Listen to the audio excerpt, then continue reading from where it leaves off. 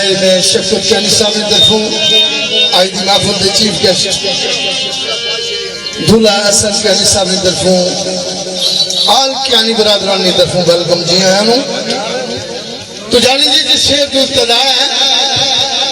سید انجم ظہور شاہ جی new York کی ہم پذیر ہیں تو بڑی خوبصورت سے آلے نبی اولاد علی نے چشم چراغا انہوں نے شہر کو ابتدا ہے تو بڑا خوبصورت شہر سارے ہی خوبصورت آنے پر وہ خوبصورت ایک آلے نبی نے لکھا ہے اور اولاد علی نے اور دورا بڑی بامانے کی گل آپ فرمانے کے